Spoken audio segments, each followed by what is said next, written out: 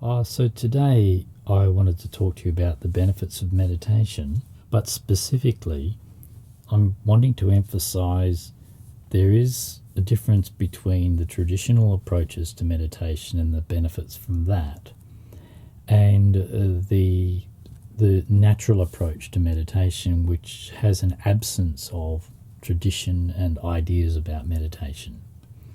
A meditation that is determined by the body, by life itself, and just experiencing that as it is, as opposed to traditional meditations or techniques of meditations which are to impose some idea or some goal on meditation. And so the benefits between the two are quite different. When you, for example, use a technique of concentration, you will develop more ability to concentrate. And you'll develop this through the repetition of thinking. If you're, for example, meditating on a candle or meditating on a mantra or meditating on a sensation, the word meditating is really you're thinking about the candle. You're thinking the mantra into existence. You're thinking about the sensation. So when you are thinking about something, this is traditional meditation. Real meditation, or what I call real meditation, when we bring it back to the sensation, for example, in the body, I'm not going to be thinking about the sensation. There is no need to think about a sensation. The sensation is already known to me.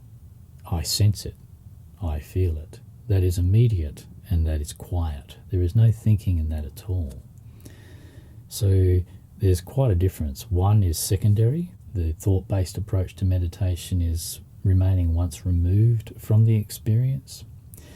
And the natural approach to meditation is more like an animal, really, that just experiences the sense of itself and the world through its sense organs exactly as that feels within itself, without so much complexity of mental interpretation or trying to do anything with that or change that. So the benefits of real meditation is what I really wanted to talk about here today, rather than just teaching yourself to concentrate or being able to calm your thinking down for times, or think about things around you rather than things in the past or the future. Real meditation is actually going much deeper than that and beyond that. How we do this is by bringing ourselves back to the sense of ourself in the body. What we overlook is that what the body actually needs, and therefore what we actually need, we need a lot of quiet time, other than sleep, to literally release the effects of excess thinking and return to a deeper, more natural state of just sensing.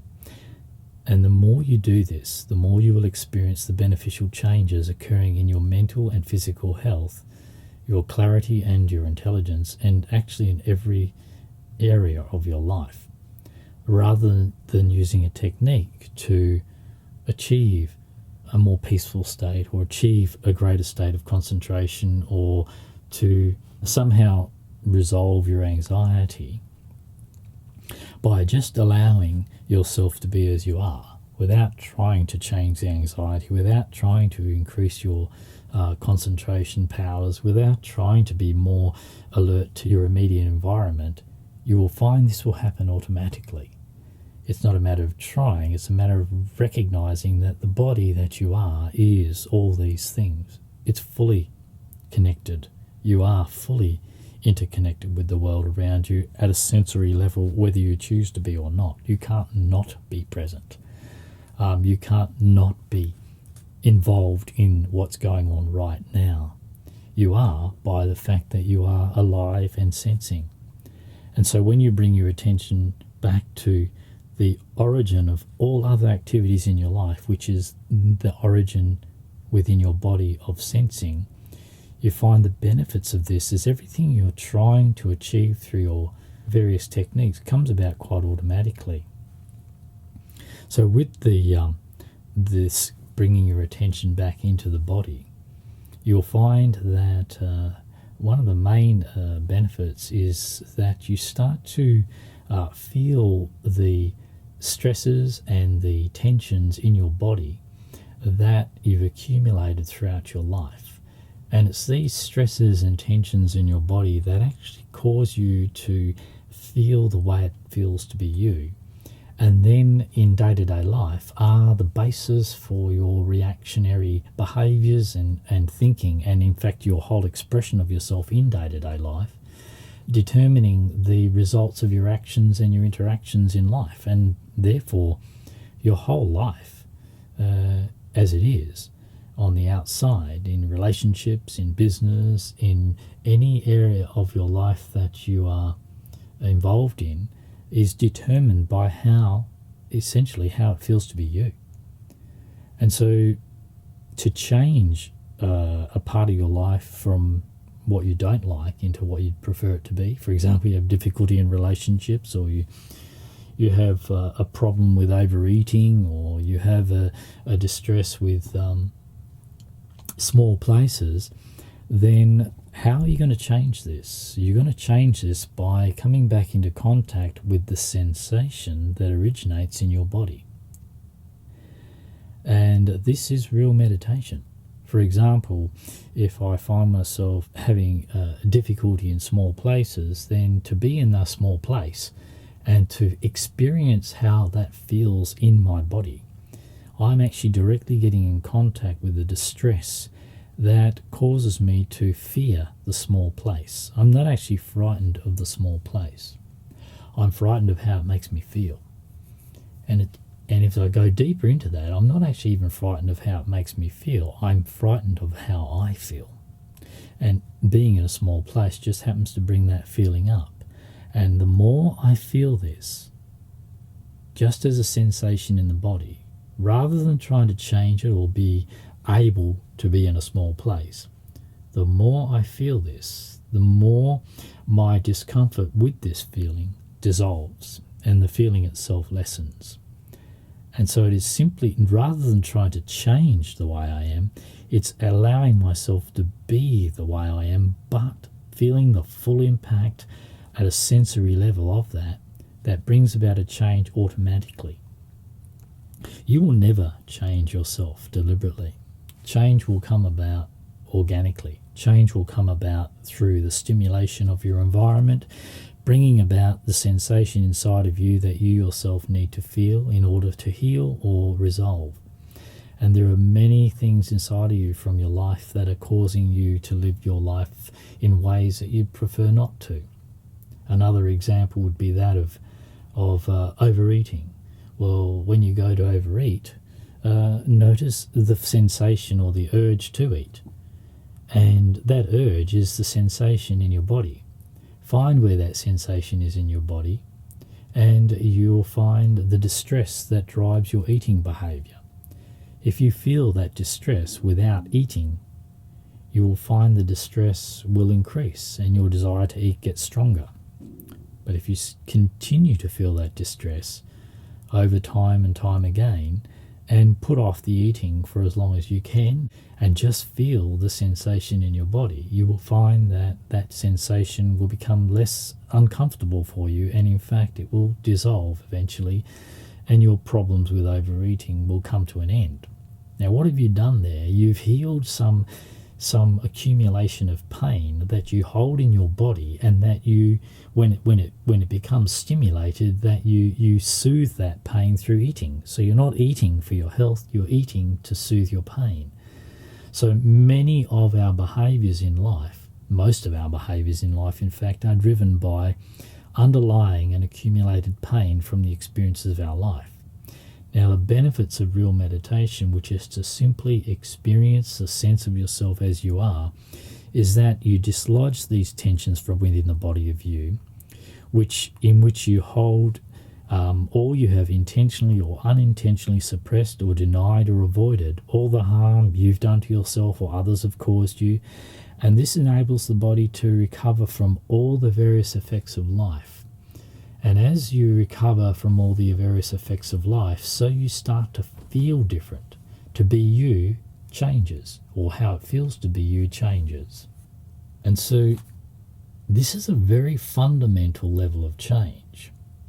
Rather than fluffing around with techniques and methods to change various behaviors or improve on certain aspects of yourself, you'll find that if you can just come back to this fundamental and common source of sensation inside the body of you and feel the distress or the driving force of that, you will, without acting on it or acting on it at the same time as feeling it, whichever you can do, you will find that this driving force will change. These forces inside of you will change. And over time of this natural approach to meditation, which is simply to experience yourself as you are, not try and be as you should be, not try and achieve some enlightened state, but to understand that this actually is your enlightened state. This is actually knowing yourself as you are. The idea that you should be other than what you are, the idea that enlightenment is some blissed out or preferred state to be in, is actually rubbish. That is a fantasy. The reality is enlightenment, and the reality is how it is to be you, however that happens to be. The difference between a person who objects to that and a person who is okay with that is the difference between an enlightened person and an unenlightened person. And all that really means is that the unenlightened person has avoided the disturbances inside of themselves, and so hasn't come to terms with those disturbances and negated their fear of those disturbances, hasn't healed from the effects of their life. Whereas the other, the person who has enabled themselves to come to terms with disturbances inside of themselves, has done so by simply feeling these as they are within the body. And in feeling these as they are within the body, you find that your thought processes in reaction to these, your beliefs and ideals about these being somehow wrong, that you should somehow feel a different way or be a different way, these ideas drop away as you become more comfortable with exactly as you are. And ultimately, you start to awaken the force of nature within you. And the force of nature within you is the sense of the body that you are. The body itself is nature, therefore you are yourself part of nature.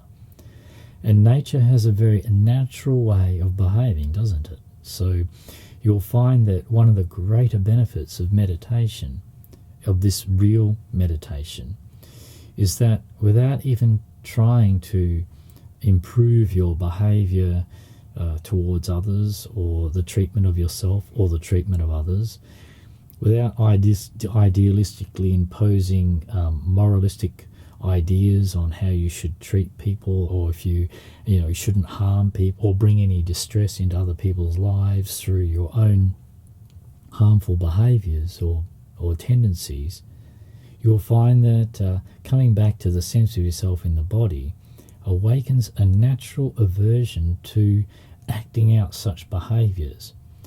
And this actually is a result of increasing your sensitivity. You increase your sensitivity by feeling aspects of yourself that you spend most of your time avoiding because you don't like the feeling of them. The more you avoid a feeling in yourself, or the sense of yourself, or how it feels in certain areas of you, the more you numb out to these. The more you numb out, the more numb you become. The number you become, the more insensitive you become. The more insensitive you become, the more capable you are of performing atrocities or harmful behaviours. To reverse this process is to simply come back into the feeling of these in your body. And so one of the massive benefits of real meditation is the human being naturalizes. They come back to being once again a sensitive and sensitized creature, and that sensitivity itself determines your behavior. And you find with that sensitivity, it becomes more disturbing to harm yourself or harm another person than it does to simply feel that behavior. And once you're able to do this, you find it becomes very natural that your behavior with yourself and others becomes less and less harmful without you trying to, but actually simply because you are driven by a different force altogether, and that is a natural force of how it feels to be you in the body. So this is getting down to a very fundamental point, and that is that real meditation isn't dealing with the superficialities of trying to achieve this or change that. Real meditation goes much deeper than this into the fundamental force or source of ourselves as we are in the body. And when we sit quietly with this, there's nothing to analyze, there's nothing to really go into the detail of. All we need to do is feel however it feels to be there, and all the different ways in which we feel are there. And in feeling that, you find yourself coming to terms with that. Your fear of that, your antagonism with that drops away until you find yourself literally accepting yourself at this very deep and fundamental level. And when you find you accepting yourself at this very deep and fundamental level, this is not an idealistic acceptance, it's an experiential acceptance, meaning you actually find yourself at ease with yourself as you are, however that happens to be. And at that point, the urge to change yourself or improve yourself in any way completely drops away. And you find yourself fine with exactly how you are. You haven't changed yourself at all. You've simply realigned yourself with how you truly are and resolved your bias about these feelings inside of yourself, which you've learned from the society and the experiences of your life. And when you are free of those biases, then you really are in the position to be uniquely yourself, just as you are. And that is the result that you will only get from this real meditation, which is to be with yourself exactly as you are, not impose any technique, any idea on yourself of how you should be. Just be with yourself as you are. You don't have to like that. You will dislike it at times, but stay with it as much as you can, and you'll find that in time you won't want to be any other way.